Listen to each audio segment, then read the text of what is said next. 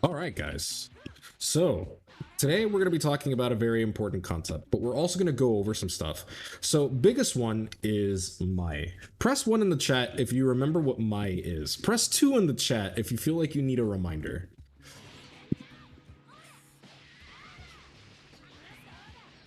Okay, that's 1, 2. 1.5. Okay.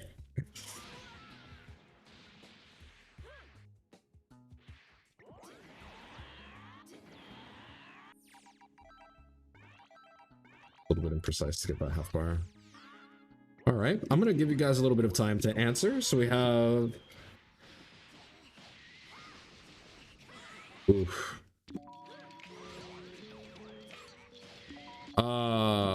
The doc you had on my. I want to read more to understand it more. Sure. I can do that. Ooh. 2. Wow. You guys have already forgotten. Uncle Ken is disappointed.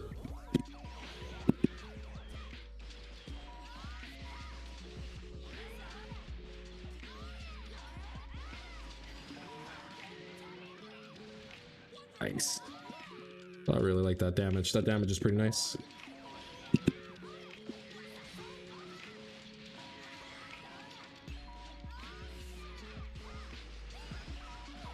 Good extension damage, to be honest. Do you guys remember what Mai is? Basically, that's the question. Do you guys remember what Mai is? M-A-A-I.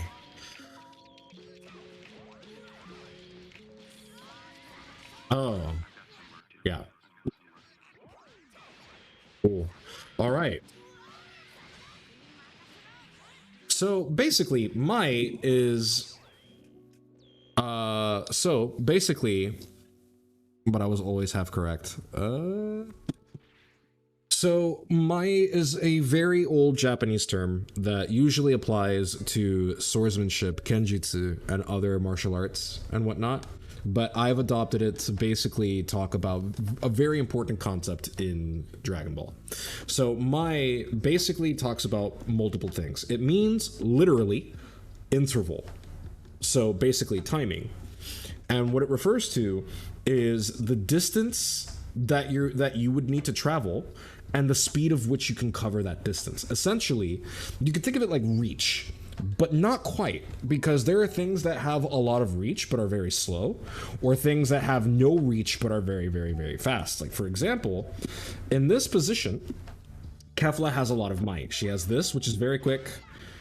She has this, which crosses the entire screen, but most importantly, she has this, which is a very big threat. And as you can see, it covers the screen very, very quickly.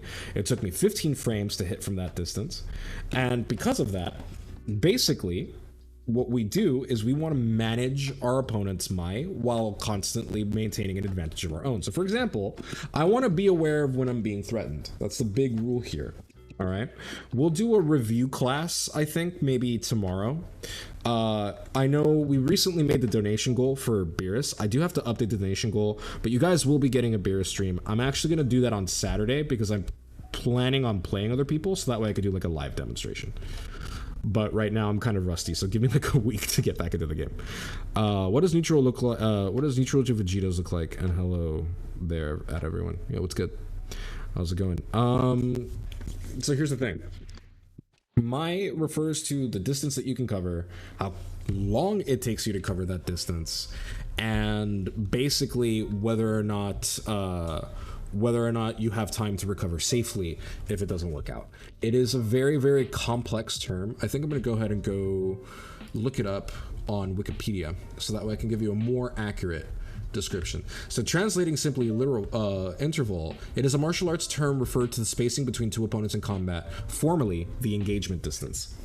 Basically, if you've ever seen like two boxers squaring up on each other, or if you've ever seen like a fencing match where two opponents, you know, are basically they have their swords towards each other, or like kenjutsu, if you've ever seen anything like that, generally speaking, that is Mai. The concept of Mai, it does not just refer to the distance between opponents, but also the time to cross that distance and the angle and rhythm of an attack collectively. These all factor into the exact position to form which opponent or to inform which opponent can effectively strike the other. A faster opponent's Mai is going to be farther away than a slower opponent's, for example. So, for example, because Kefla can cross the screen so quickly, she can actually engage from a farther distance than most other characters and still maintain a very threatening presence. Meanwhile, if we look at Bluku, by comparison, Bluku's engagement distance is essentially a little bit shorter. So, let me see. We're gonna go to training something. Okay, cool. So, for example, Bluku's engagement distance is not as far. As you can see here, he does have considerable reach, but the only thing that he can really do to contest with Kefla's is this one. And notice that that's 24 frames, almost 10 frames slower than Kefla. He does have a Ki Blast, but as you can see, it's not as fast as Kefla's. He does have something that travels across the screen. However, again, it takes way too long. 40 frames versus Kefla's 15. So, Blue Goku does not really have an advantage at this distance, despite overall many would consider a better character. Now, he could do this, but even in this range, right, he has to jump very high in order to hit Kefla with JS, which might telegraph his intentions, unfortunately. Now, this could be a little bit of a problem because in this position, Kefla has a lot of advantage. And if I were fighting a Bluku, I would probably want to keep them at this distance, especially if I'm playing Kefla, because I know I can control this range much better than Blue Goku. But here's the thing, right? What if Blue Goku gets even closer? What if we're right here? Suddenly the tables turn. Why? Because that hits, that hits, that hits, this hits, and it hits very, very, very quickly. As you can see, and all of these, unlike Kefla, do big damage. Really big damage if I hit you with them. If I hit you with the right starter, you end up eating a lot of damage. You're going to end up back in a corner. I'm going to shunt you into the corner, and then you have to deal with Bluku's pressure. And because you just got hit with the medium touch, you're probably going to get 2 touched off the grab. You're probably going to die from that. So, in the closer ranges, Bluku is incredibly fucking dangerous. Bluku's Mai may not necessarily be as far as Kefla's, and it doesn't mean that Kefla is a better character or vice versa. It also doesn't necessarily mean that a character, you know, I like, that's the biggest thing. Going forward, we're going to be talking a lot, right, about how engagement distance changes. We're going to be talking a lot and comparing characters so that way we can create an accurate idea of what these concepts can mean to you. The most important rule that I'm going to establish right now is do not get wrapped up in tier list shenanigans. Meaning, I'm not here to discuss, oh, is Bluku better than Kefla? Is Beerus better than Kefla? Blah, blah, blah, blah, blah. That's actually not important. We're going to check the tier list out the door. And we're not going to talk about too much, and I'm going to try my best to do this as well and hold myself to the standard. We're going to do our best not to talk about whether or not a character is strong or not. We're going to meet a character where it's at. So if I pull up Goku Black, we're going to talk about Goku Black. If I pull up SSJ Vegeta, we're going to talk about SSJ Vegeta. But like, these engagement distance are very important. Now, what does this inform us exactly? Basically, it means that if I'm Blue Goku, I do not want to be locked out at this range. I do not want to be locked out in this position in zone 3. This is not where I want to be as Blue Goku. If I'm Blue Goku, I want to be right here, which means that because my engagement distance is a little bit closer, I need to find ways to effectively guarantee that I can get myself closer while still, you know, being a threat to my opponent.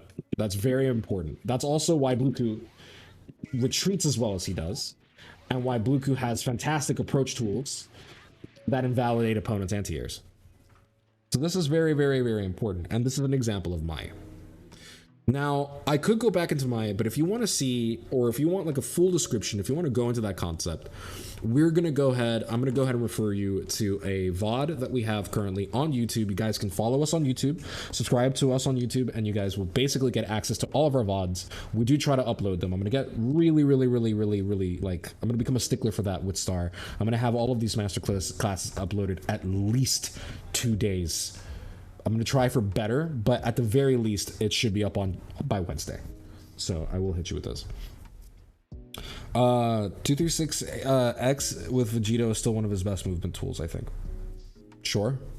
But I wouldn't for a few reasons that I will explain another time. Basically, engagement distance, very, very important. And because of that, you want to stop and reform the way that you look at the game. So right now, if you guys are even pretty advanced players, you probably think of the game in terms of like, okay, I gotta hit my opponent. I'm going to encourage you not to think of the game this way. Instead, I want you to think of neutral as a series of goals or a series of checkpoints that you need to essentially acquire in order to be able to successfully navigate neutral, keyword here, safely. That is very, very, very important. Safety is important in neutral. But with Blue Goku, if I were in this hypothetical situation with opponent, I would not be thinking about how to kill my opponent. I would be thinking about how I can get here. This is my number one goal. I'm not thinking about hitting my opponent. I'm not thinking about punching him. I'm not thinking about, oh my God, am I going to do this? I'm like, okay, no, I don't want to be here, right? How do I get here?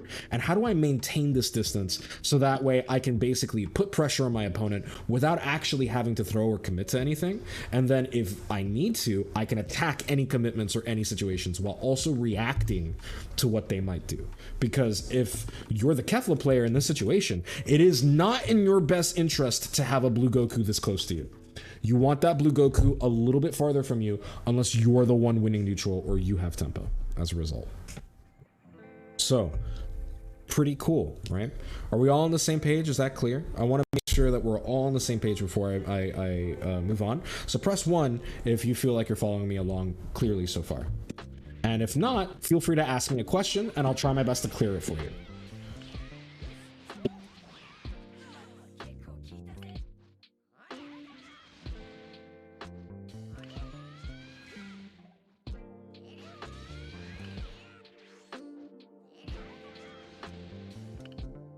Oh, right. I didn't turn on. Weird.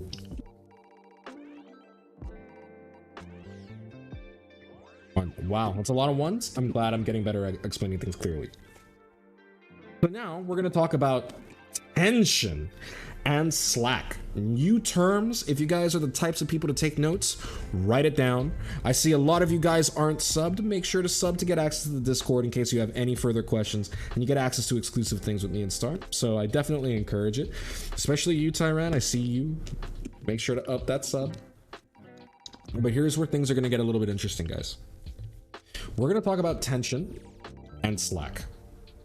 What does that even mean? So starting position, we're going to do... Okay. Let me see. So I know there was a way to do this, but I don't remember. There we go. But right here, this is match start, meaning when you see the KO go, this is where we start. KO after a switch. Notice how the distance is actually slightly larger, as evidenced by Blue Goku not being able to reach anymore. Kefla can still reach, but Blue Goku cannot do this anymore. Blue Goku's 5M can only hit match start. It cannot hit after a stage switch or a KO. But Kefla's can. That is very, very, very, very, very important. This is very, very, very important to keep in mind. And I'm going to use this scenario as a very important litmus test. All right. How many of you, and press 1 in the chat, how many of you guys feel anxiety whenever you do a match start? You see go and whatnot, and you feel like your heart clenches until you successfully get away from that opponent or attack. Press 1 if you find match starts very stressful.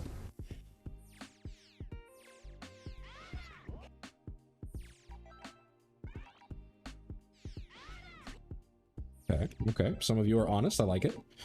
Anyone else? How do the rest of you guys feel about it? Let me put it to you this way.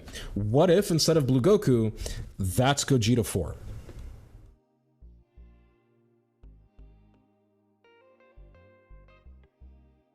What if instead of Blue Goku, that's Gogeta 4? And you know they're going to 5M. And they have Beerus, they have a neutral assist with Kefla.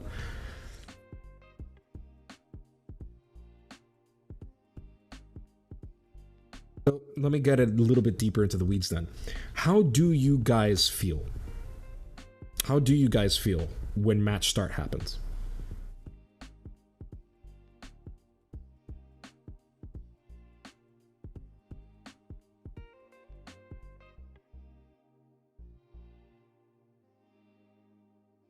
Dinos, what do you mean by less scary? Gogeta 4 is the scariest character match start. Literally the scariest character in the game. Even I don't like dealing with him at the very beginning of a match. It depends on how many times I've been in that situation with that particular opponent. Let's say it's the first match in the bracket. You're fighting somebody in bracket. First match, match start, boom. I can focus on what I want to accomplish. That's a mistake. I think if you guys feel this and you don't feel what's going on here, you're not paying attention to the match.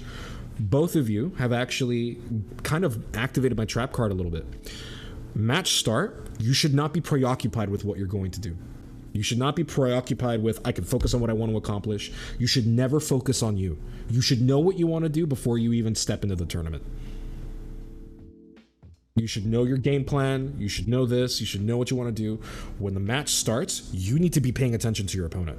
Because, in the great words of Mike Tyson, everyone has a plan until they get punched in the mouth.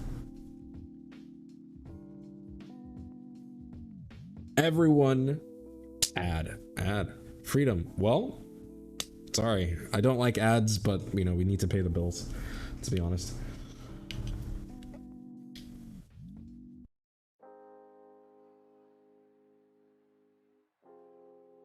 It's true that if we were in a tournament and know each other, I feel more confident. Good.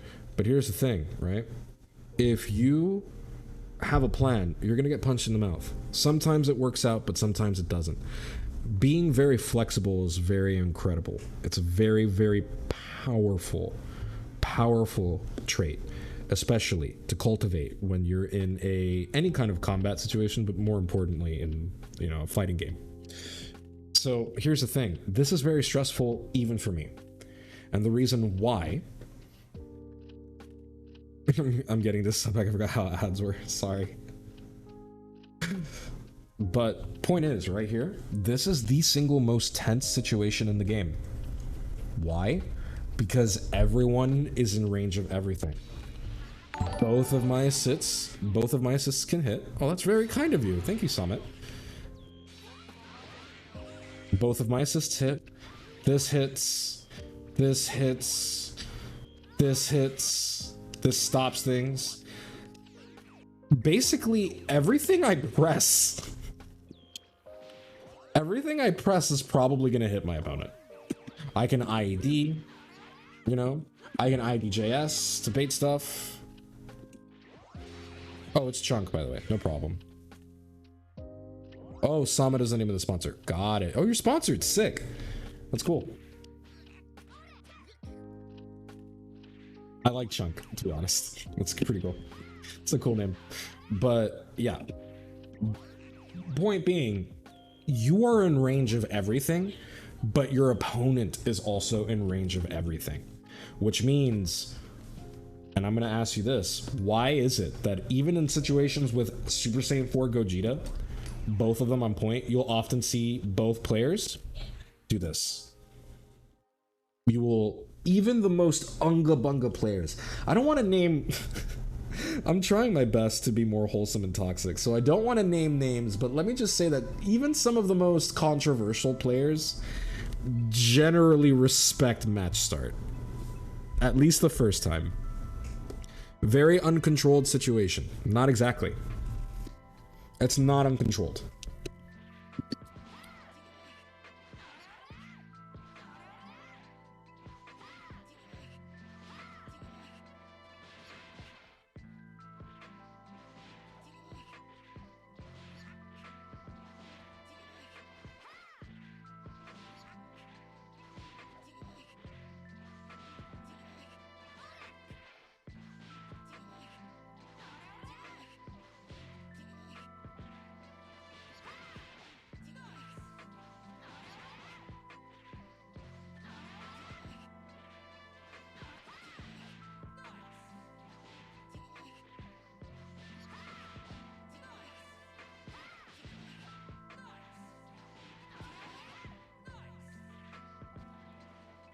Anyway, let's see. I actually tend to do super jump back. I know a lot of French players are taunting me for avoiding the match start. Nice wall emote. No, that's cool. I'm back. What did I miss? What you missed was pretty much nothing. But what I'm asking you guys is, why do you think match start is so stressful?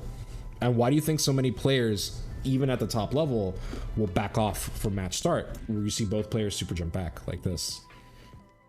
Like, the most common thing you'll see is probably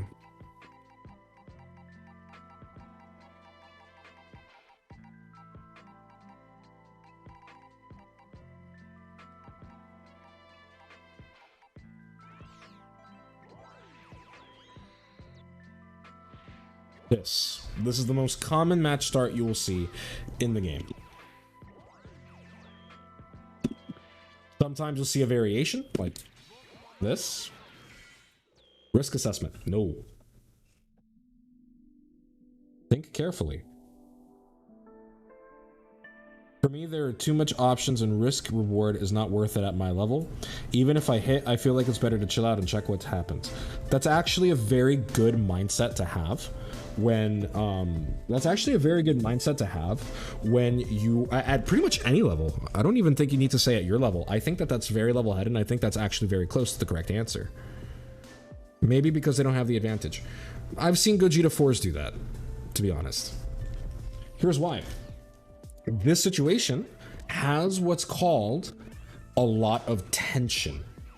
Basically, tension occurs when two people are essentially fighting from the same piece of land.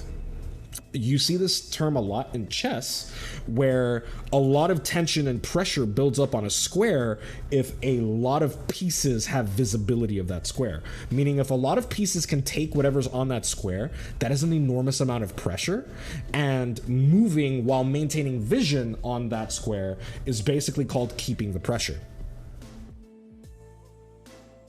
This right here is very tense. So when you move back, this, no, like, I don't know about you guys, but for me, I have an emotional reaction when I look at this. Like, when I see this, even in training mode, I'm kind of tense, you know what I mean? Like, I could feel my battle instincts kicking in.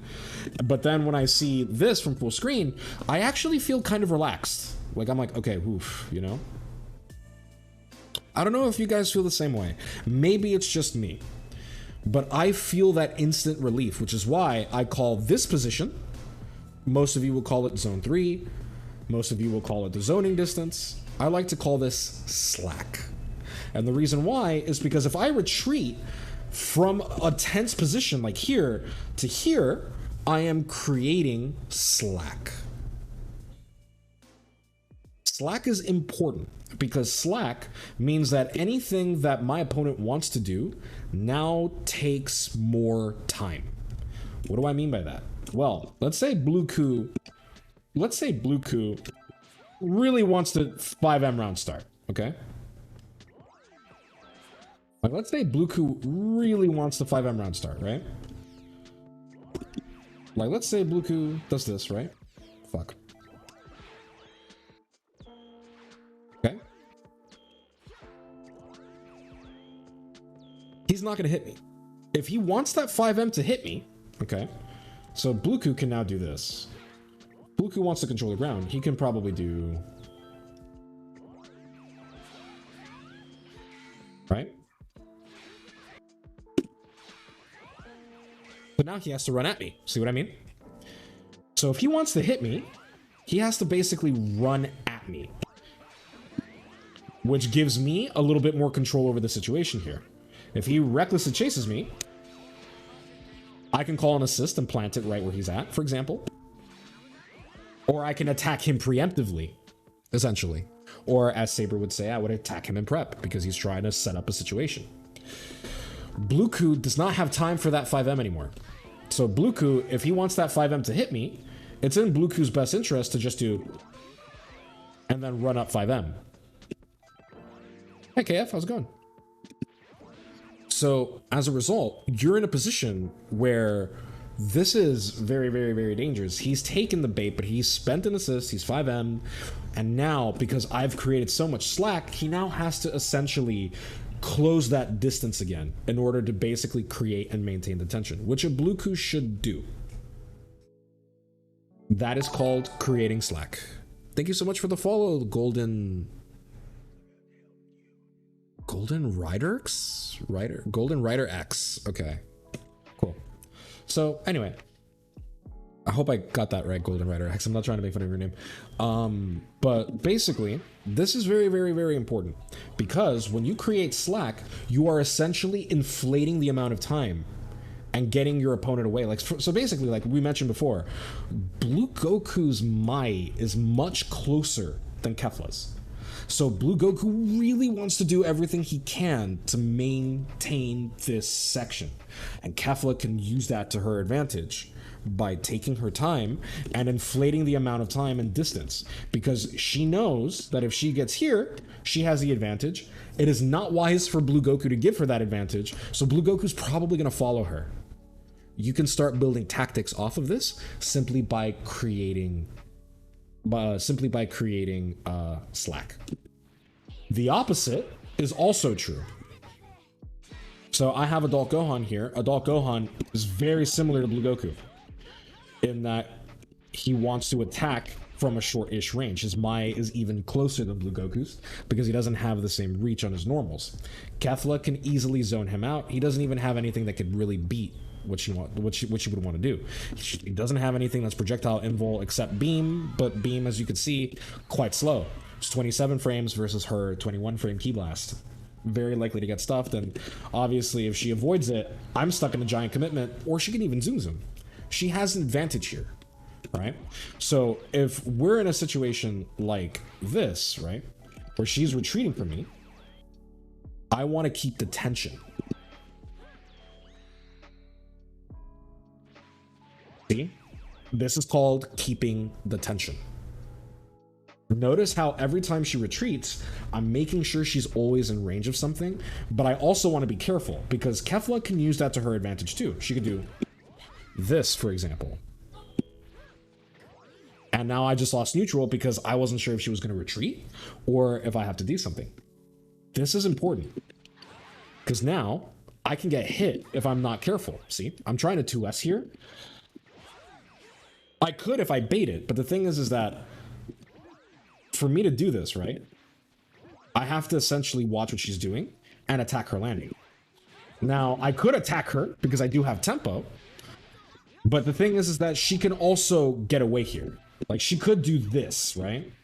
She could do this, which is a very common pattern that you will see in high-level neutral, especially in the Japanese, which would avoid me. Now, I could call this out. You know, I could beam if I want to, but again, it's much better, instead of attacking, to just keep the tension and see what happens. Because I'm right here. She knows that she has to eject me from this. She can't run from me forever, right? So what might she do here? She may call an assist. And at that point, as Adult Gohan, I can actually safely retreat. Because now I got an assist. Now it's a lot easier for me to start forcing my way in. I can start being a lot more aggressive. I could start spending my assist and my resources. I could start getting in. These are an example of the tactics that you are capable of once you understand the concept of keeping tension and creating slack. It is very, very, very important.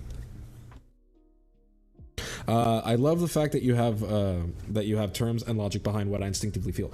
Because to be honest, you probably already know how to fight. You have a lot of experience, but people don't have the context to follow those feelings. They don't understand them because, you know, it's just kind of the way things are. It's just a status quo. It's a base assumption, if you will. And as a result, you know, not questioning that, you end up kind of losing out, right? You end up in a situation where it's like, shit, am I gonna, like, you know, it helps you understand because you can start making a plan out of your feelings. But keeping the tension is super, super important because now I can attack, right? Now, if I really know what she's gonna do, I can start attacking for real, right? Like, I can start getting really deep into her face and start baiting stuff. So I can even do stuff like that, right? I can just... This is a very aggressive move right here because this maintains so much tension. Like, you could even feel it, right? Like, I don't know if you guys notice it the same way I do, but even like just watching it visually and disconnecting myself from the hands that are actually acting it out, just looking at it visually, it feels tense, right? Like, doesn't it kind of make you want to like sit up and go, ooh? Like, imagine if you saw that in an actual match, you know what I mean? You'd be like, oh shit, okay, that was kind of aggressive, you know? It feels aggressive, and that's why I think it's really appropriate to call it tension, right? Because this is very aggressive movement, you know? And not only that, but if she blocks, you know, I can, you know, if she blocks, I can convert. You know, I can convert to pressure. You know, I can convert to pressure. Should be fun, you know?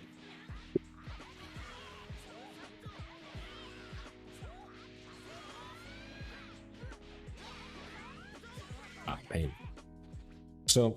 I think that that's actually quite important.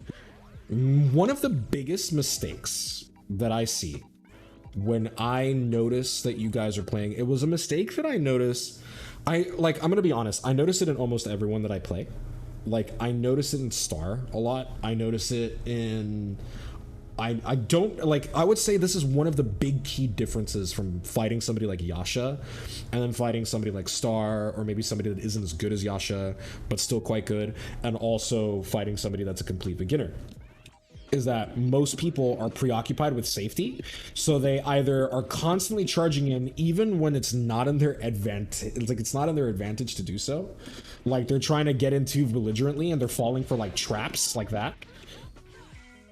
Or they constantly over retreat. So for example, here's a really good example. Like, what if Kefla decides to aggress on me? Okay, let's bring in Blue Goku again. Okay, so let's say Blue Goku wants to aggress on me, right? Let's say Blue Goku's like, okay, I'm calling my assist, I'm gonna dash block forward, you know? Like, let's say he wants to do that, right? This is a very aggressive move. If I do this, notice how my landing is still in danger. This is kind of important, right? Like, I'm giving him a lot of space. Like, even if Blue Goku doesn't like fully pursue me, because Blue Goku doesn't have to commit to the pursuit, right? Blue Goku can be like, and just stay here, right? Notice how much distance I've created. So here's the thing, right? Against Kefla, we've established that Blue Goku can actually move and aggress against Kefla. He has to, because he doesn't want to get locked out here, right? But here's the funny thing. You don't want to do that to Adult Gohan, because Adult Gohan has this. So if I can do that, right? And keep him where he's at if he's constantly aggressing on me. But that's the thing, right? Blue Goku has this. If Blue Goku has half a bar, he could just wait for me to land and boom. So now Blue Goku's Mai is a lot further than Adult Gohan. He does not actually need to constantly aggress on Adult Gohan because he knows where Adult Gohan wants to be. So if he allows Adult Gohan to get his Mai get close, nice and close to Blue Goku, he's also strengthening Blue Goku. Blue Goku can dominate that. Now, does that necessarily mean that Blue Goku's always going to win against a very skilled Adult Gohan? No. Does this mean it's a bad matchup for adult Gohan? Not necessarily. Again, it really depends on the characters and the players, but these are tactics that an opponent needs to manage. So, if I'm adult Gohan, I do not want to get that far away from Bluku, but I do want to be able to respect him and bait him into making a commitment, so that way I can safely take my turn and aggress on him. So if I'm adult Gohan, right, and I see this, I could do that, right? Like, if I could do that, I could, you know, do this, right? And I can, ooh, and I can float back. But what if I do this? Oops, my bad. My bad.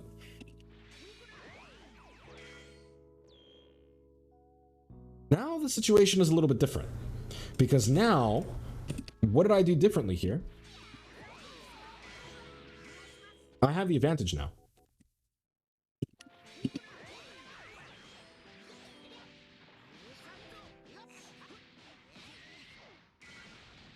I have the advantage. How did I get that advantage? It's so weird. How did I do that? It seems like I did the exact same thing, right? Well, there's a difference. You also want to pay attention to how much distance you cover. So for example, if I do all the way here, we're at full screen again and I'm vulnerable to zoning. However, if we do round start and I do here, look how little distance I actually travel. I'm still fairly close. One more time. Full float back, short hop back. Notice how I'm still very close to the opponent. And because of that, I'm still threatening Bluku. Because I can do this. Right? I can... And I still have enough time to... Because if I do this, I don't really have enough time to run up and convert the assist if it hits, right? That's a big problem. A lot of you guys do this, and then the, you know, it doesn't hit. However, if I do this... You know? Notice how I probably have a little bit more of an opportunity here. Yeah, see? I still have just enough time to run up 3H. And if I call Beerus, I can dash jump. So I still retreat. I give him the respect, but I don't have to worry too much. And now... Like, this is very important.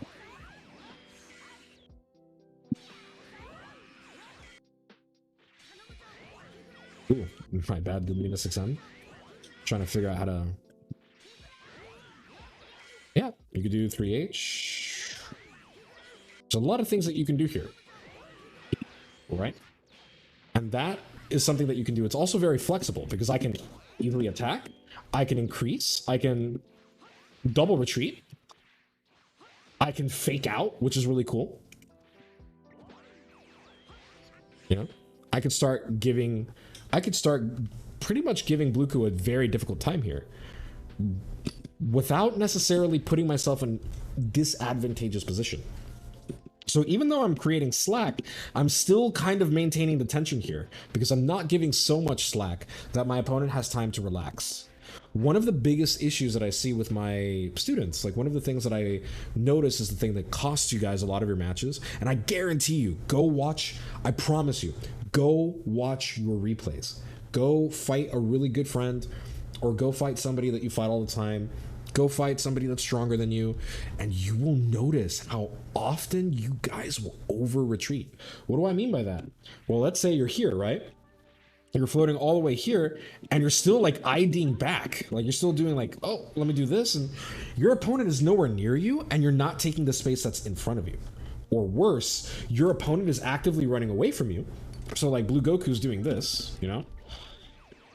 Like Blue Goku's actively running away from you.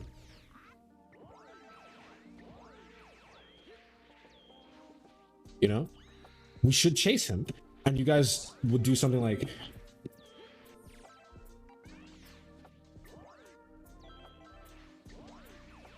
Like, let's say Bluku does something like this, right? And you guys will do this. Press 1 if this is you.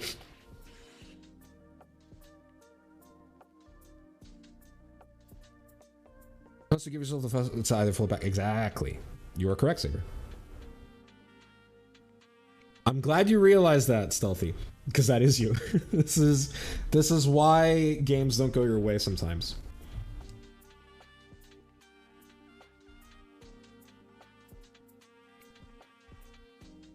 I only do that in every match. I got you. I'm not even putting a number, you already know. Depends on the character. I don't know about that, Dinos. I don't think you're very honest, because I think you do have the tendency to do this a lot. Call your assist and just running behind it, which is a very common tactic. Don't get me wrong, I'm not knocking it. But if you don't have an assist, you don't come anywhere near me, or you do this, which is not good either. This is not maintaining and creating tension or slack at all. You're not controlling anything when you do that. You're not forcing anything when you do that. Now, if you are constantly doing this, this is a position you generally don't want to see. Because of my lack of X. Well, here's the thing, right? What you want to do in that position is, if they're just giving you tension, take it.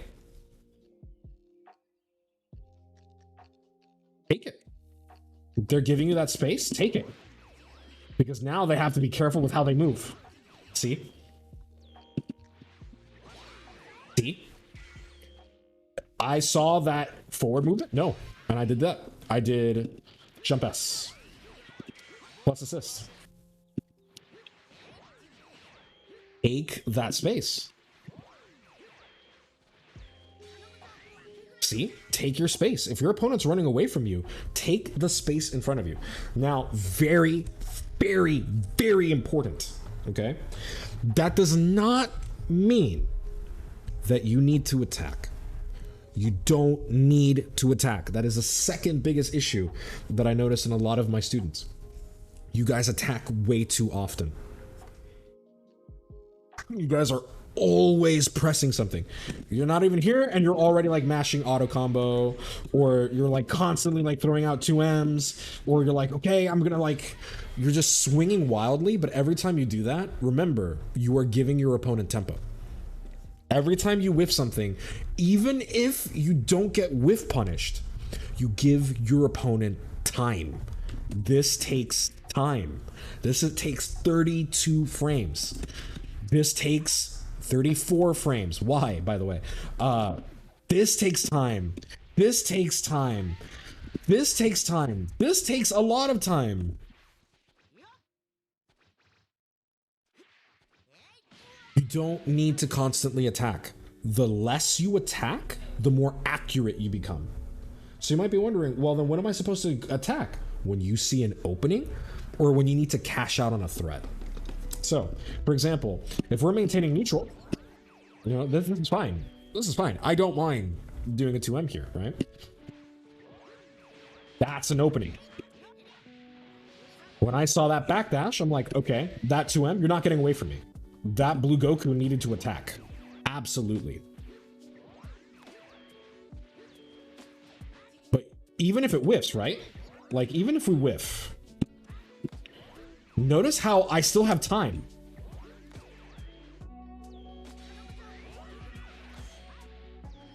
I still have time. Now, I gave him tempo, but he has to recognize it. I still have time to whiff and get out of the situation, just like that. See? How many of you have seen Yasha do this? Where you see Yasha do a poke, like you'll see him do something like Gogeta 2M and then immediately back off. That's why. He knows that he gave his opponent tempo. Now he's going to give his opponent space and try to create slack, because the tension in that position is no longer in his favor.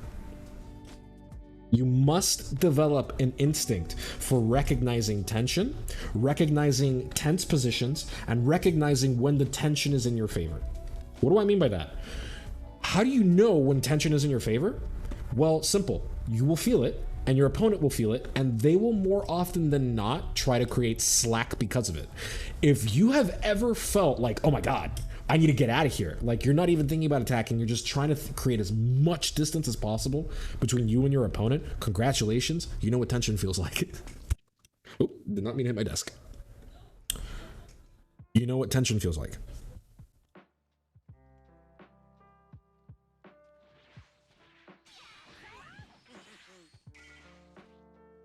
This is going to be a very important concept for us as we move forward in these classes, because these tension, slack, this is how we're going to evaluate positions.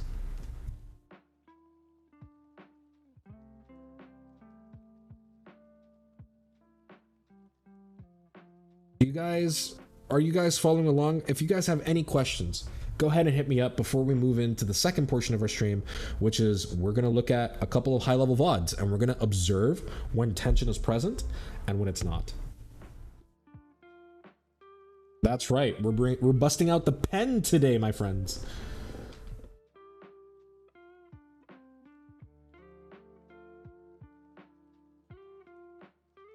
But yeah, do you guys have any questions, anything you want to know, any insights that you would like to share? I'm more than happy to hear you guys and hear your thoughts on this.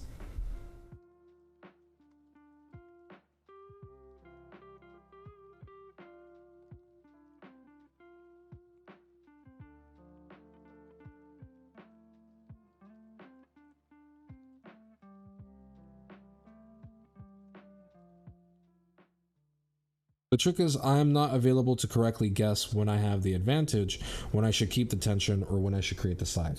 Yeah, you need to pay attention to your battle instincts. Basically, it requires a lot of observation, which is why this is, even though it's such a simple concept, it's why I have it listed under advanced neutral. And the reason why I think it's important is because you have to recognize you have to recognize tempo. There's a lot that actually goes into it. Like, for example, notice how I'm talking in terms of Adult Gohan and Blue Goku, two characters that I main. What happens if we think about different configurations? I can humor you guys for this moment. Now we're going to have a little bit of audience participation. All right. I want you guys to pick two characters, and we can compare what situations and what positions may look like and how we can strategize as these characters in these positions. So, what characters do we want to give a try? Videl? Okay, Videl's cool. I can do Videl. Since people don't know how stupid she is, I can do Videl.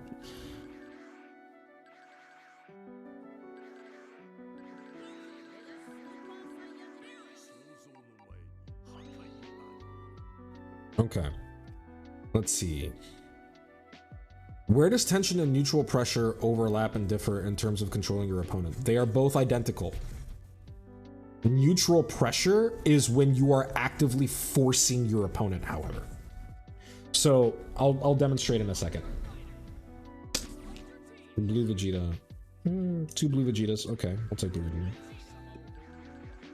Vegeta. 18. I like 18. Ah, fuck it. Deep Broly. Why not? All right.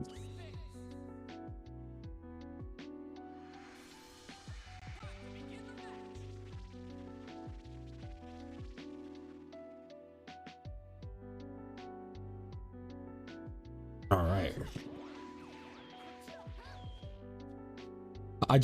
I saw an opponent moving and I just instinctively took space. That's so funny. My bad. I completely forgot that recording was going to play. All right. So tension plus threat plus limiting options via aforementioned threat or position. Tension is something that occurs whenever two opponents are capable of attacking each other. It is far more encompassing. Everything else you're talking about is very specific elements that may include tension and are part of tension, but are not necessarily talking about tension. In the same way that technically a Honda Civic and a Ferrari are both motor vehicles, they're both cars, but they're not necessarily the same thing. They have very different applications. Or even better, a car and a freight train are two grounded modes of transportation, but they serve very, very, very different purposes. Both of them accomplish getting something from point A to point B. However, the way and methodology that they go about it can differ greatly.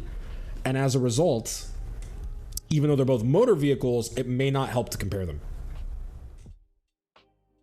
Tension is essentially anytime both opponents, keyword there, both opponents are capable of attacking. The reason why round start or match start is so scary is not because you're too close. That was the trick. It's because the position's dead even. Neither opponent has tempo. That's important to keep in mind. Yeah, so that is the components of neutral pressure and control. Neutral pressure is what happens when you have an advantage, but not necessarily enough to win neutral, but enough to force things out of your opponent. So for example, if I'm following this Vegeta, because like if we do this whole song and dance again, right? If we do this whole song and dance again, I'm keeping pressure on Vegeta, but Vegeta can call an assist. I can use that knowledge to keep pressure and then evacuate the moment I see an assist call. I can use that to bait the assist. That is neutral pressure. Because Blue Vegeta cannot attack me here. He is retreating. If he attacks me, he's going to get 5M'd. And he knows that. That threat, that 5M is a threat. And that threat depends on the distance. So right here, 5M is a threat. If I'm right here, like if we're right here, I can 6H. That's another big threat. I can Rekka, which is very fast. These are threats. Threats are how your opponent can specifically attack. So for example, if they have a lariat, if they have a big button, if they have a key blast, these are threats. And the range that, or the distance that you keep, the mai that you keep with your opponent, determines what exactly is a threat. Mai is when they are at their most threatening, which means everything hits. That's when we start getting into stuff, right? That's when we start talking about it. But nonetheless, all of these things that we're talking about occur within the purview of tension. Tension is what happens when both characters are capable of attacking each other. Because here's the thing I didn't talk about. What if instead of doing this, what if Vegeta does this?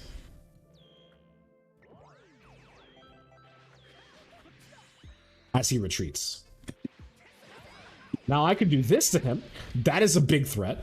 But if I don't have something like that, like if I just try to attack him, I can get hit. Maybe. I can get hit. And if he calls an assist,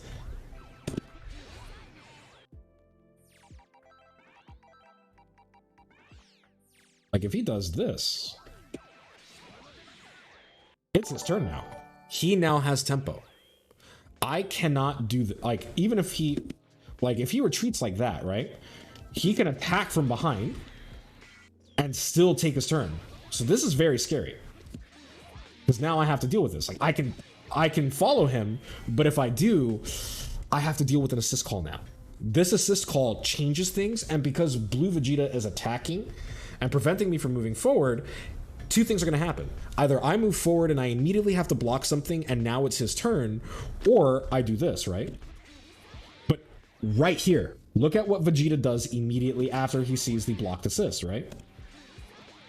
Or the dodged assist. Notice how he took his space. He can actually take his space even more if he wants to. Like, if I can alter the recording, I can do that. And now, because of that, he's probably gonna convert. And now look at that. Now he's taking his space. That is a tactic that you can use even though you're retreating. And that is something that is unique to Vegeta and characters like Vegeta, because of the way his JS works. This is why this is filed under advanced neutral. This is because every character is different. They're all different, and they have a different way of going about this.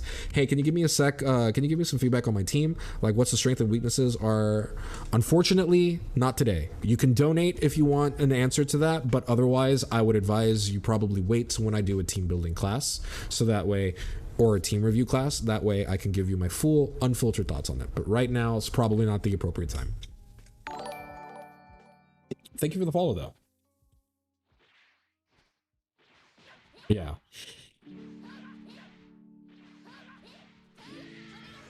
Now here's the thing. How does Videl maneuver this situation? Very simple. can just attack you with my movement.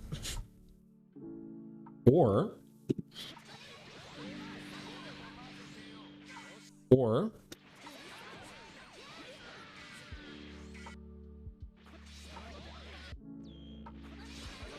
my personal favorite. So now Videl has to change the way she approaches. Is the Prime sub eligible to get access to the Discord? Yes. Any sub or recurring donation is eligible to get access to the Discord, including Prime subs. So right here, this is very important. Like, Videl is just kind of invalidating everything right now. So right here, you're kind of seeing different tactics, different strategies. Thank you so much, Fuzzy. If you can get this fine person a link, that would be amazing. Once you get in, just give it a little bit. I have to give you a role for you to see everything called God of Destruction and Training. So if you don't see anything, don't worry. By the time the stream's over, you'll have it. But yeah, so here's what's really cool. I really appreciate the Prime sub, Chunk. So right here, but here's the thing. What happens if I give tension? Like, what happens if I just over retreat the way some of you guys do? Notice how every time I try to like get away, like I just lose the position, you know? Like I can't even really call an assist here. Like I could call Beerus potentially, but Vegeta just says no. If I call Beerus here, he basically spawns in 18 because it's a little bit too active. Like, I'm just kind of getting screwed every time I move back. This is a case of over-retreating. Notice how if I attack preemptively, because I saw an opportunity, notice how consistent that is. Or I can even do this. Attack from here, and then mount my own threat.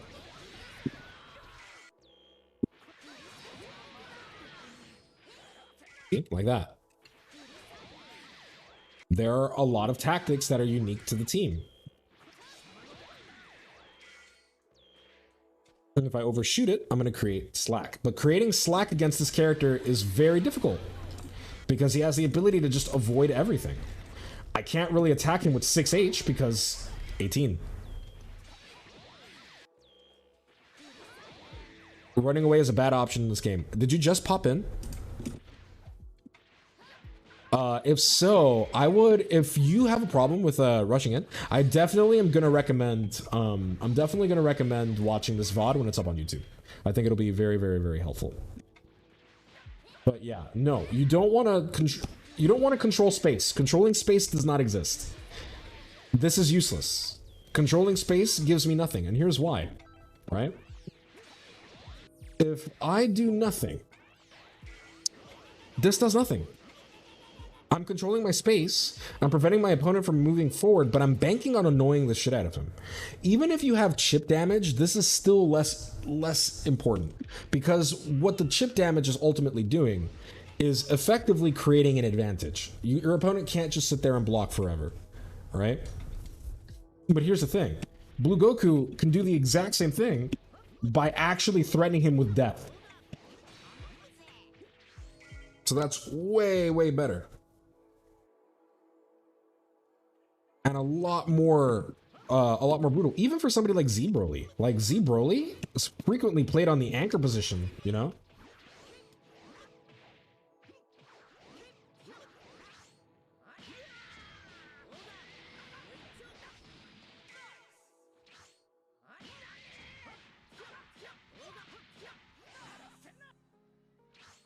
It is a Dragon Ball game, that is true. House of the Dragon Ball. Call me King Bluku.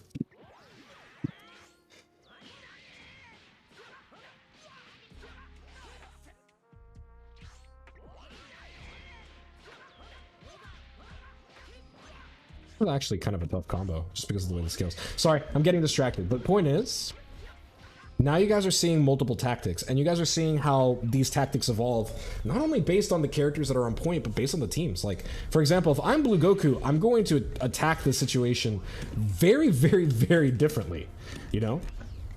Because I want to keep my... You know, I could do that, but I could also do this. You know, I could do that. God, that assist. I can do that.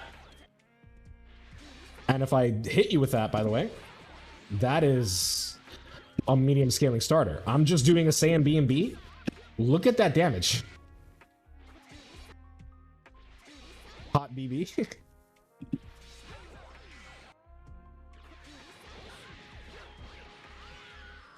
With Bluku, I can afford to be a little bit more aggressive. Because I have this. Ooh, why am I dropping that?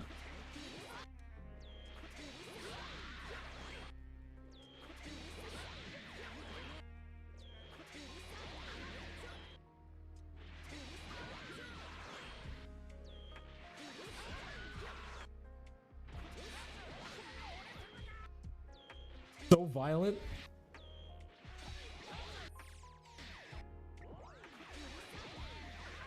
Now, look at that. That's a great example of how Bluku can navigate that position. Whoa. Easy there. But you have to be careful. Because I can do that, right? I can maintain the distance. I can short hop. God. I can even lariat over the opponent and call my own assist to escape. Because I have an air lariat. Vidal can do the same. I can also do that, which is another thing that I can do. Okay, maybe not that. You know, that's another way I can... Oh, that's annoying. That fucking assist is so slow. It's almost good because of it. Almost. Ooh, thank you for the tier 1 sub. I appreciate it. Fuzzy, please, if you would.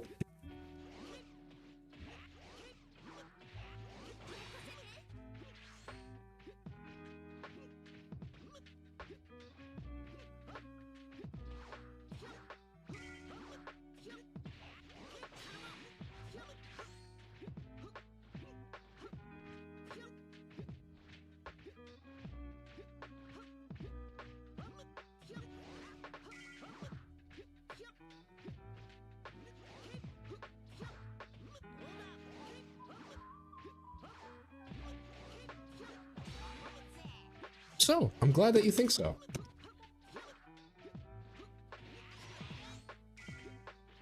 Yeah, point being is that Bluku would handle that situation differently. How would Beerus handle that situation? All right?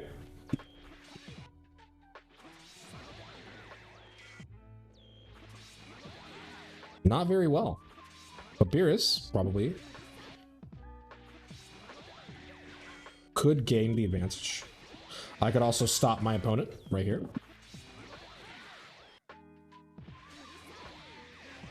Just like that. Or I can even...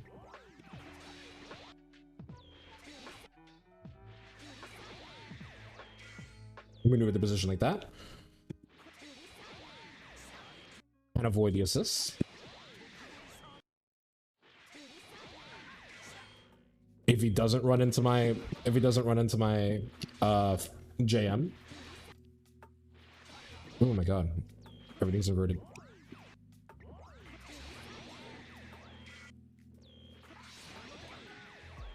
I could do that. I could do that.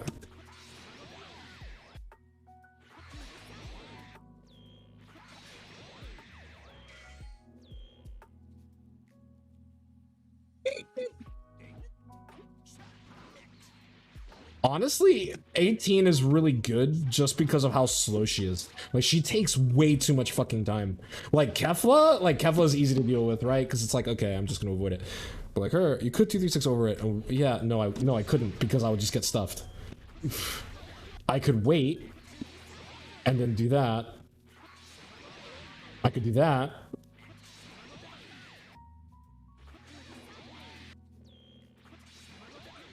Yeah, and honestly, no, you don't really get any run-up setups in that situation. In that situation, it's in, like, honestly, and this is a situation where it's in Beerus's best, like, it's in Beerus's best interest to just move.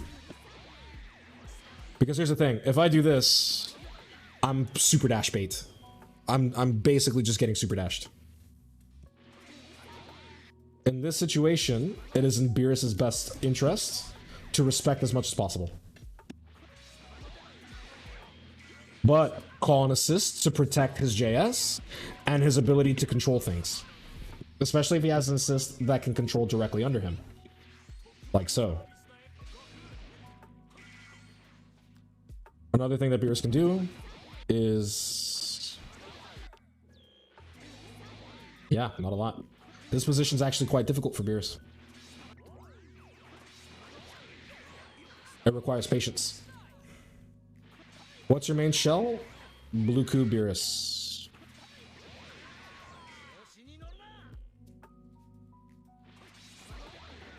I could do that, but then I instantly lose. I could theoretically do that, though. This is very powerful.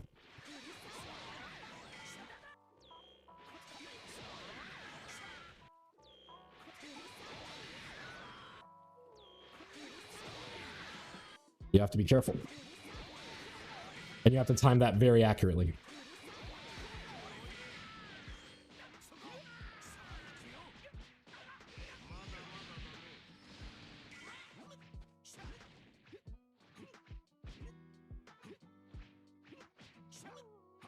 Man, it's been a while. I actually have to dust off my Beerus. But yeah, that's such an obvious solution. I'm surprised I completely forgot about it. That's annoying. Especially because it's like the most obvious one. Like, I hate this.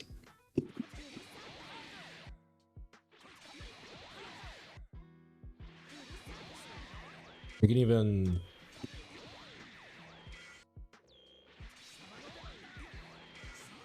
you know, we can do stuff like that. But yeah, no, it's always better to kick the ball, in my opinion. Because the ball offers protection.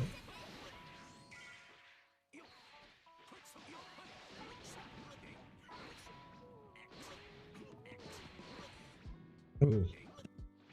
So rusty.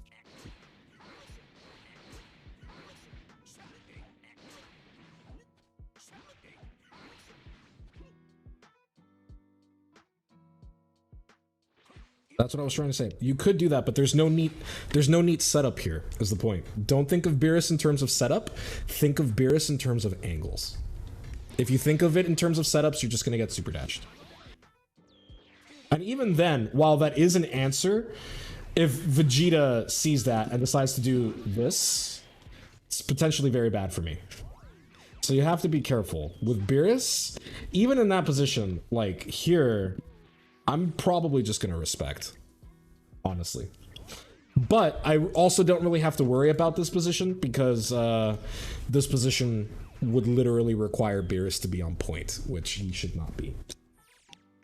If Beerus has a little bit more space, then it's in his favor, which is another reason why I like playing Beerus in the later game as a result.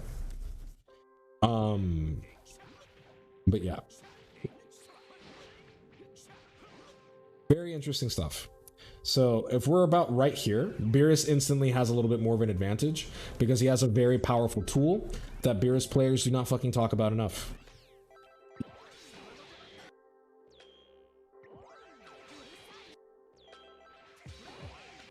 Maybe not that.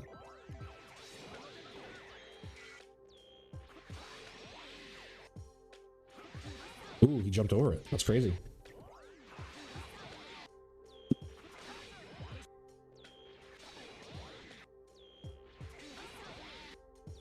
Wait, why am I in the corner? Yeah. I think it's because I super jump. I see. Because I super jump back.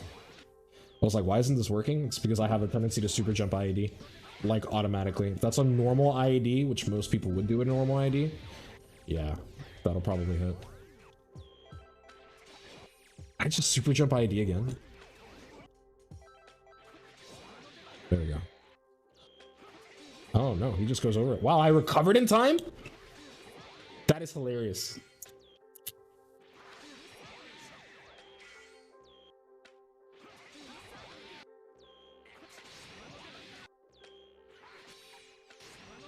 I hate this. Yeah.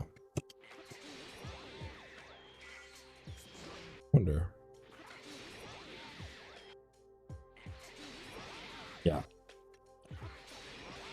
Yeah. From round start position, there's nothing Beerus can do. Not if he doesn't have bar. The best line of attack he has is a risk, which is still not amazing. Because that is another thing that can happen. Which is generally why I don't like interacting with Beerus. This is probably your best bet. This is your safest bet, I think. Like, either preemptively attacking as they come forward, or J2H plus assist in order to gain space. I think that's definitely the best thing that you can probably do here. I would not try to do this too much. It could work, but it could also very easily not work, which is something to really think about. Okay. What else? Do you guys have any other questions? Any other characters you would like to see? I'll do one more selection of characters if I think it's interesting, and then we're going to go ahead and move to the VOD review section of this particular class.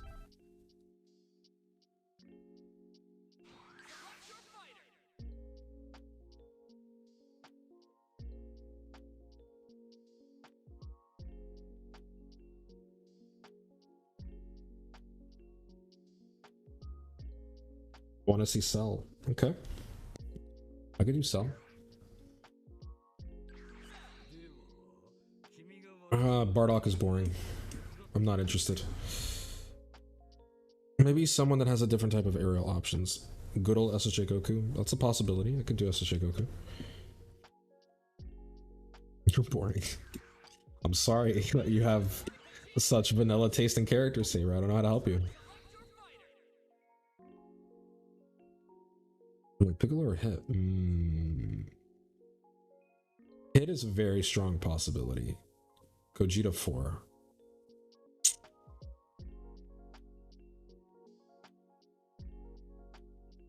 Well, a few people want to ask for Super Saiyan 4, sure.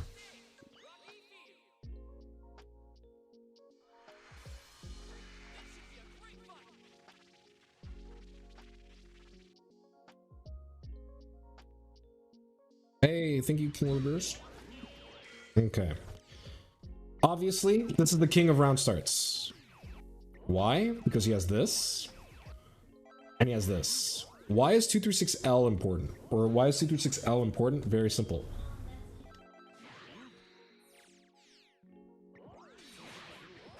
Because Gogeta doesn't care. And it is still very fast. As fast as a jab? No. But, you know, who knows?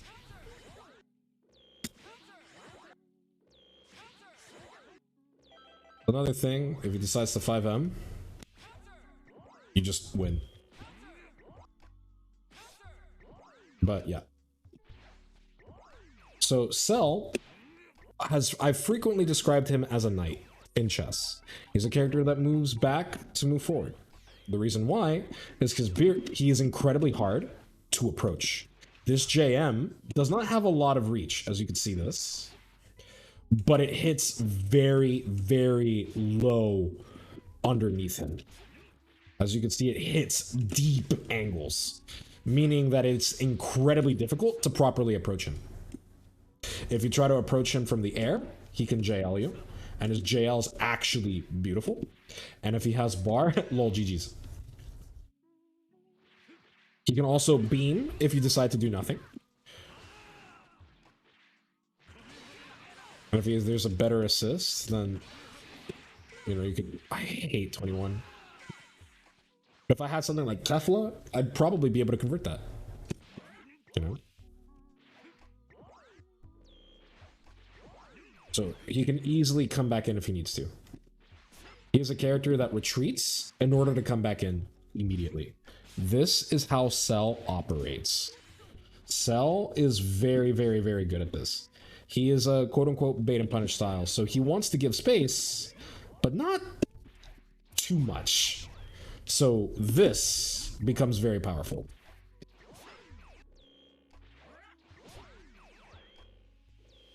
By the way, if you are having a hard time and you're getting caught by 5M when you try to jump back, pro tip, hold S while the game is loading, and the moment you see go, just hold up back and you will automatically get it by the time the first time like the computer registers an input, and you will consistently, even in lag, avoid 5M.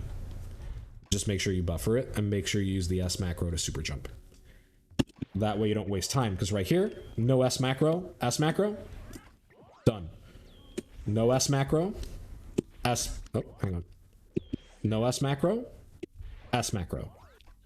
no S macro.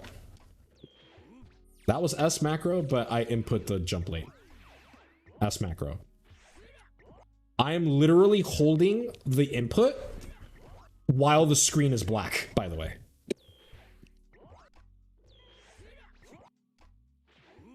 There, I tried to jump the moment it was I was able to. And if you just do a normal and hold normal jump, for example,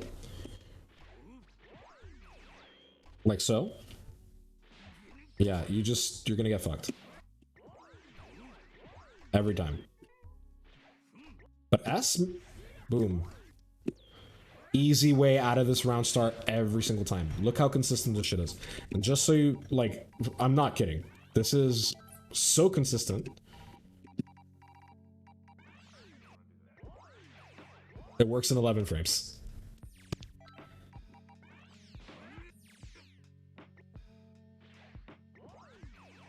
Every time. Pro tip.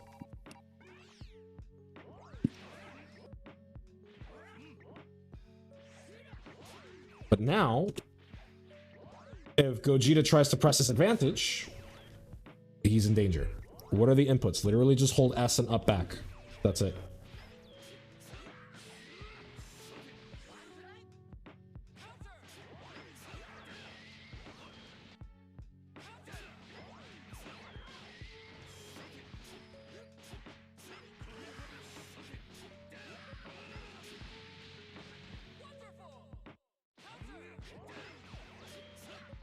My bad.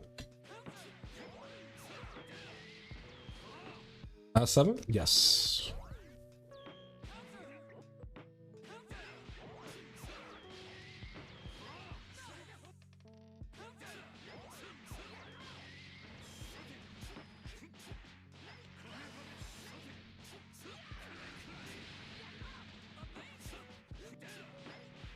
God, Cell's fun. I have to practice his re-jumps again. I am very rusty, after all.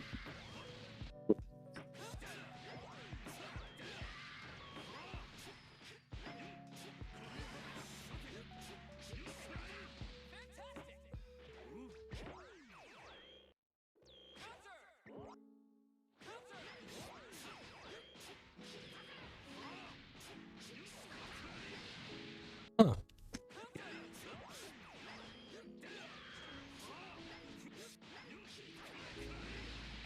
Okay, that always works. Cool.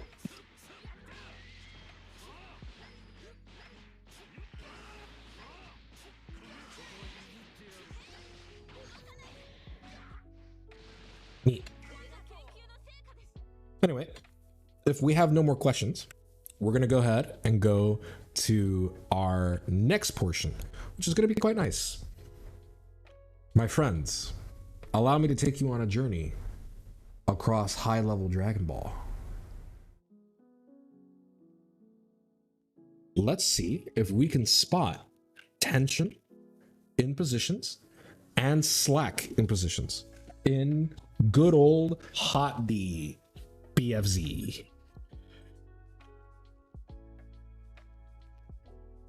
Let's see. What match do I want to watch? Oof. What is a good match to watch? I think we're gonna do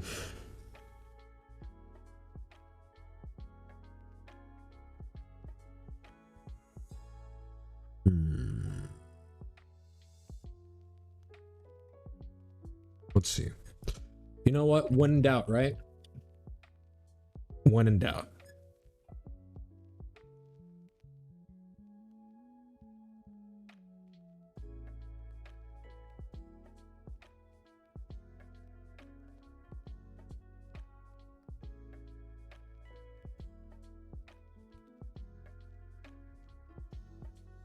Hang on. No, that's not what I wanted to watch. Let's watch this. Let's see how these characters create and maintain pressure and advantage. It is, but I think Kaiden is the best at illustrating this. We should just make educational matches. I should, shouldn't I? But then, yeah, I should do that. I should actually get back into the habit of watching high-level Dragon Ball.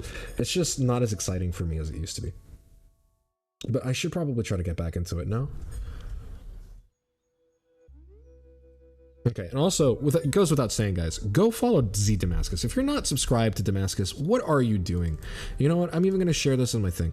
Go subscribe to Damascus. Seriously. Go subscribe to him. I can't post anything in OBS. Okay, fine, whatever.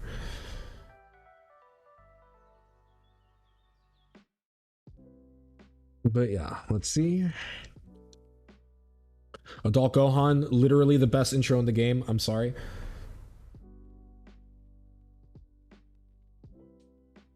Like, God, that's such a cool... All right. So let's see these concepts in action. First off, immediately, Kaiden tries to get slack. Wawa. Immediately. Nope, we're keeping tension. And notice how he keeps pursuing that landing and then immediately creates slack. Wawa creates the slack here for a very particular reason. Why did Wawa back off here? Let's see that interaction again. Literally the first 2 seconds of a match. Bait Cooler? Yes. Not necessarily to bait Cooler, but to avoid Cooler. Notice how they're keeping slack, but notice how Wawa immediately notices that the space is just wide open for the taking. So he makes an incredibly aggressive move. He covers the ground with SSJ Goku and jumps forward. The tactic actually works. He just didn't realize that that weird interaction was going to happen.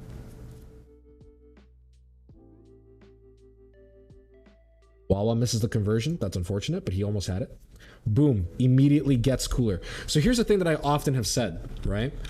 Your opponent's only going to call an assist that they know they're going to hit you with. If they can't hit you with that assist, they're not going to waste it.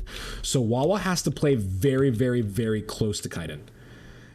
This is an incredibly tense position, and Kaiden knows that he owns this space. Wawa, instead, is going to jump back, but he immediately air dashes, not only to cross up his opponent, but to maintain tension, and Kaiden immediately seeks relief by evacuating the area.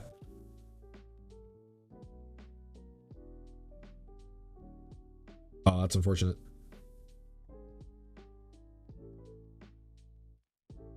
It's actually a missed opportunity here that Kaiden went for 214L. If he did 214, actually 214L, if he did 214H, that would have been better and he would have won. It would not have been meter positive in this patch of the game, but he would have been in a really nice advantage here and would have definitively won neutral. So right here, this is also why we back tech like this. And notice how Kaiden immediately chases the tech to maintain tension. That's the thing. You have to keep on your opponent. Imagine, like, this is the difference between Kaiden and a lot of you guys, for example. Not saying that rudely, but, like, I want you to really think about this decision making. Most of you guys that I've seen you play, instead of air dashing to attack Gohan, would have super jumped back this way. When Gohan is vulnerable, he only has short range assists. There's nothing he can do here. And your Cooler's coming back first.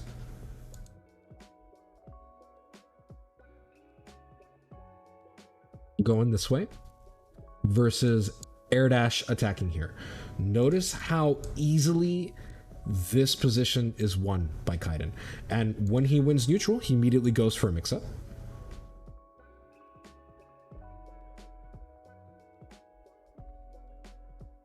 Kind of an ugly Kefla combo, I'm not gonna lie.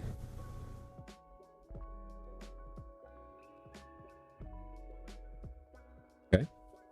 And notice right here, Kefla immediately, after the Tech Dragon Rush, creates slack. And wants to maintain that slack. Wawa takes the space ahead of him and uses SSJ Goku to cover the ground, and then defeats the JS with raw tag. That is so clever.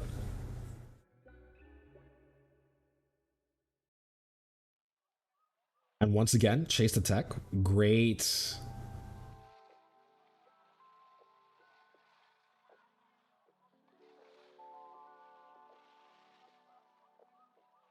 Right here. Look how carefully. Let's watch that whole interaction again. Wait, why does Kaiden create slack? Only because of the assist, or because he still had the corner? Did he? That's a tech Dragon Rush. A tech Dragon Rush right here against an opponent with 2 assists. And he also has fast fall, he has JS, he has so many threats that he can kill you with. If you try to air dash back in, he can 236H. And that, even though it's not a medium scaling starter, that's still gonna hurt quite a bit. You don't want to challenge that situation. Lost.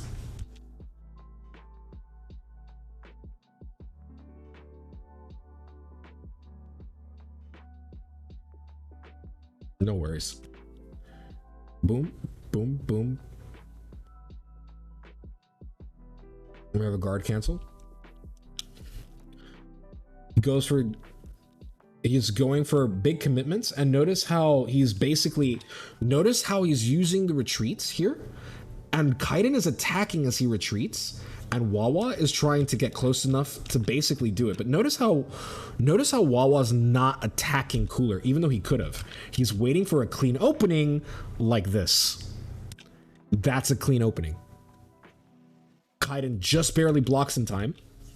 That was a dangerous 3H, to be honest.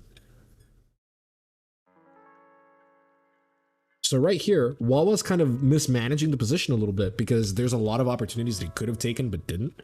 But notice how Wawa's movement and positioning is so crisp and clean. And notice how every time Kaiden wants slack, Wawa takes the space that's in front of him. Every time. He doesn't just let that empty space hang for no reason, basically.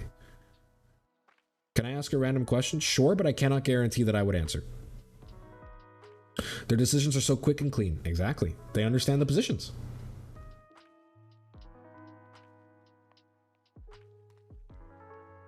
I personally would have sparked to kill that base Goku, but that's just me.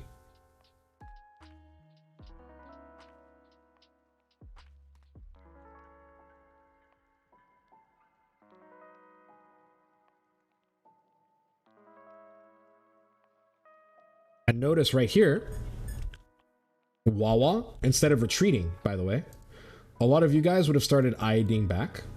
Notice how Wawa remains exactly where he's at. This is called maintaining the tension. He still has a line of sight on this 18, and he's waiting for her to do something. Now, that was not the right move, to be honest, on Wawa's end, but he was right to threaten 18. Because here's why he was right to threaten 18.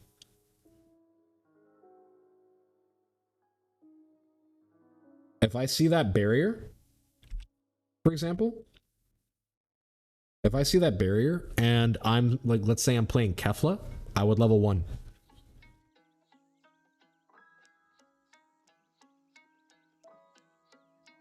Ooh, bad drop. Beautiful. Look at this. Look at these retreats here. Excellent showcase and tempo here. Beautiful. Create slack, and notice how Wawa keeps the pressure. He does not relent. He's like, no, this space is mine. No, I'm still coming. You can't stop. This space is mine. And he basically uses it to win neutral.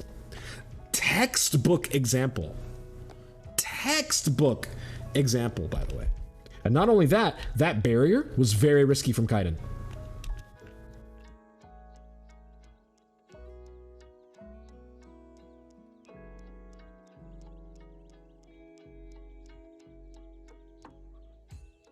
He didn't have bar. Also, if he level 3'd, I'm pretty sure Gohan would have safe jumped.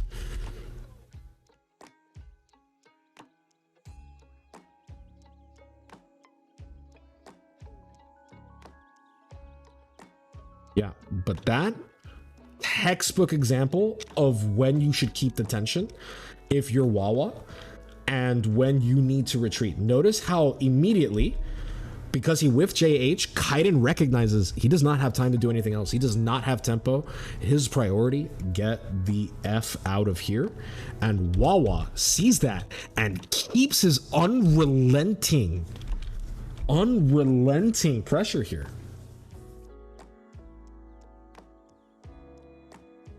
I feel sad. Don't worry, you're in the right place, Chunk. That feeling of sadness, it will not last long. Trust me, Fuzzy felt the exact same way. Hey, Buttercream, how's it going?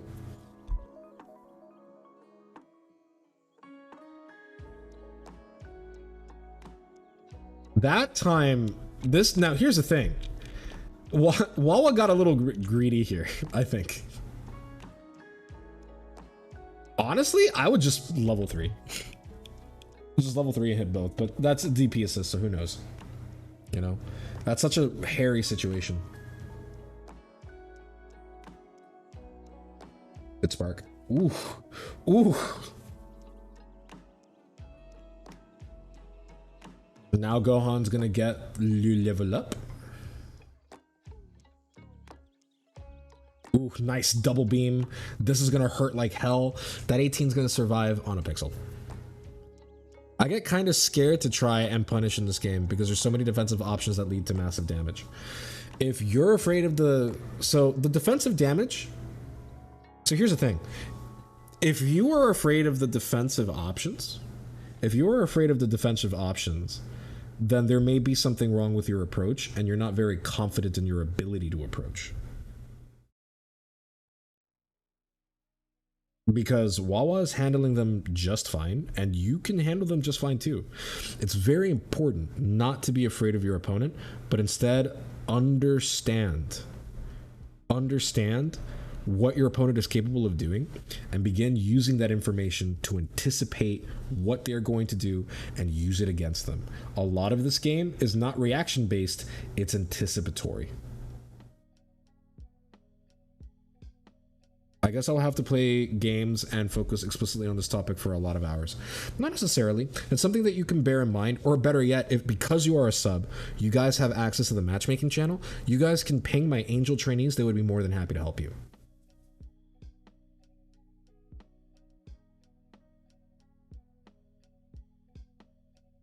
Oh, that's mean.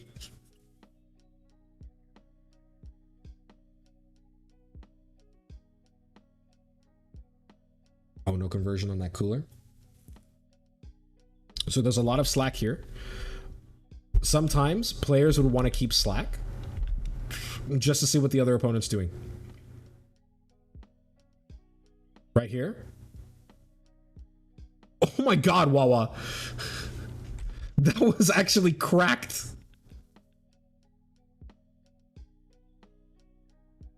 I feel like I let it with TP so many times because I get caught by panic vanish.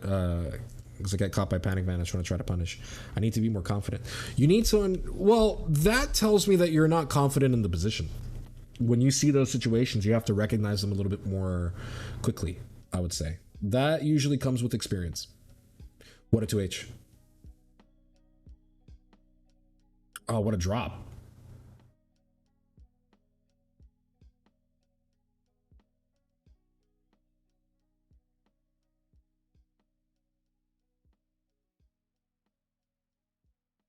Wow. Look how well they're able to dance around each other. This is incredible.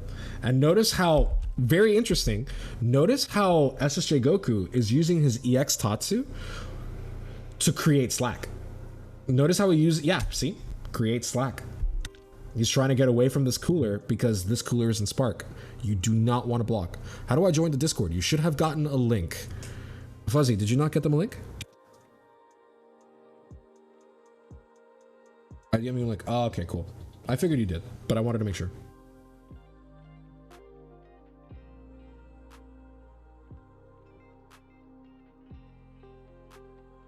Boom. Right here. Excellent.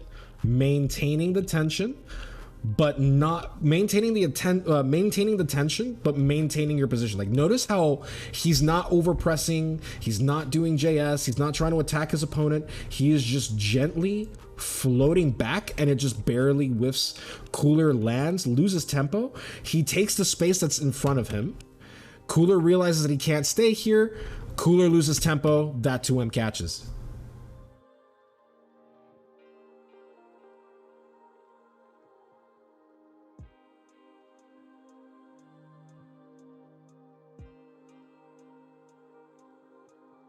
It's a dead Cooler.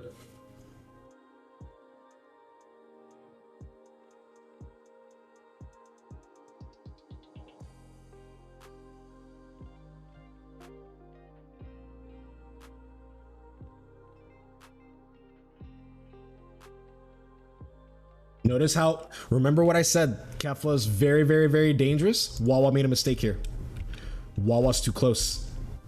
Wawa stepped into her ranges. That is actually a positional blunder against Kefla. If a Kefla is on the ground, you do not want to get there. You want to stay full screen. If you get too close, you're going to have a bad time.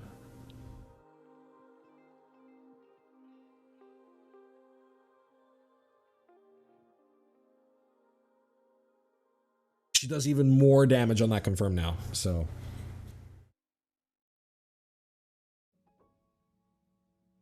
Beautiful.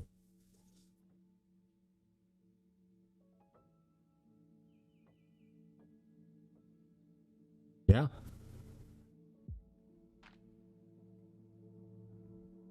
So right here, you're kind of seeing the advantage of Kefla, right? She is very, very, very powerful in that position. You would do la la la for corner carry.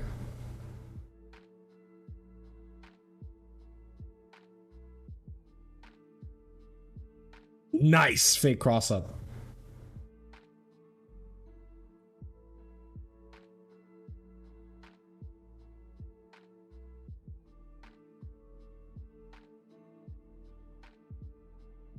Okay, this pressure is making me a little sad. I'm not gonna lie, but that's okay.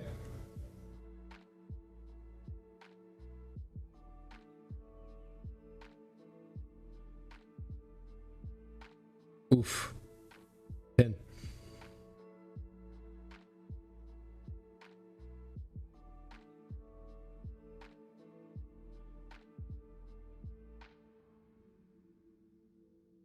There's too much happening now that I can focus on. I see this. Yeah, that is a very common WTG experience. I'm not going to overwhelm.